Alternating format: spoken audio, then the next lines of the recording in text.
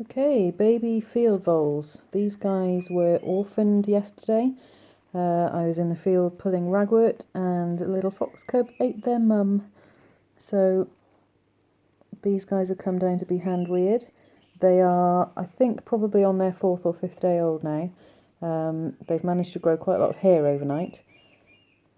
And what you need to do with these if you want to try and home rear them is have an awful lot of patience, an awful lot of time, and follow a few real simple rules.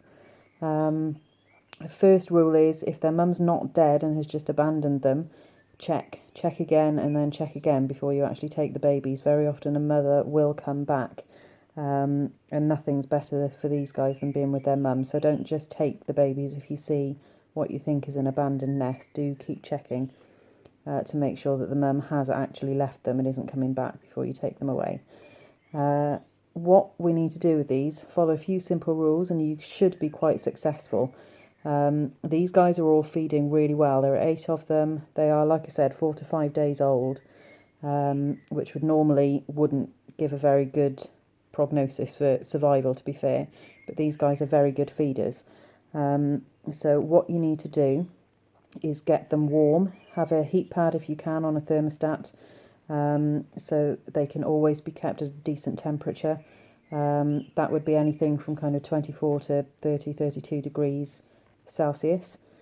For feeding, use a very, very fine artist paintbrush, that would be funny. Use a very fine artist paintbrush like this and kitten formula. And the kitten formula should be made up to half the viscosity, basically. It's too thick for them at the standard dilution for them to be able to swallow. So, for instance, this formula is to be made 6 scoops per 100 mils of water, so I make it 3 scoops per 100 mils of water for this particular feed. Keep going with this. They will wriggle about, but I keep trying to feed until they pretty much push me away. They've all had one feed already on this sitting. I tend to feed once, set them all down, feed again a second time like this, and then after their second feed is when I clean them. And that is the second most important part of rearing these little babies. They can't wee or poo for themselves at this age. I'll just see if I can point out. You can see here at the base of the tail, that's poo that is basically stuck. It can't come out without help. So we've got to mimic what the mum would do, which is lick them to be clean.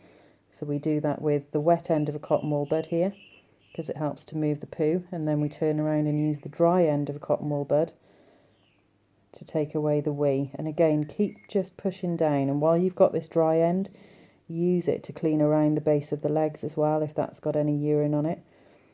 And it might seem dry like this little chap, but keep going. Don't just believe that because it's dry there's nothing going to come out. Very often it can take 20 or 30 strokes before they start to wee, and you'll get loads. So it might be that this guy's already done a wee and doesn't need to, and it's come out with the poo. But just keep checking, because the last thing you want with these guys is for them to back up. That can pretty much be one of the reasons that a lot of these don't make it. So when I'm satisfied now that he's not going to wee anymore and he's quite dry, you can see there, keep brushing, and he's quite dry, all clean, and he's ready to go back to bed. And I'm just going to check actually, because he's still making some of the motions, that he doesn't actually want a bit more food. So I'll just see if he wants a little bit more.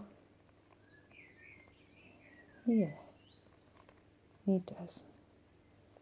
And it is really important to get the nutrition into them at this stage. Well, at every stage, to be fair, but they're so tiny, they really need all the help they can get. So, basic rules, kitten formula, making it up, for instance, like I said, this one was 6 scoops to 100 mils, so I make it at 3 scoops to 100 mils. Very important not to get formula into their nostrils. They have tiny little nostrils, as you can see there, and they'll find it very, very hard to clear this, so they could easily suffocate if any of this liquid gets into their nostrils. Make sure you use clean equipment all the time, clean the brushes, clean everything you're using in between feeds. And also, very, very important, make sure that bottom's clean and all the poos come out and the wees come out.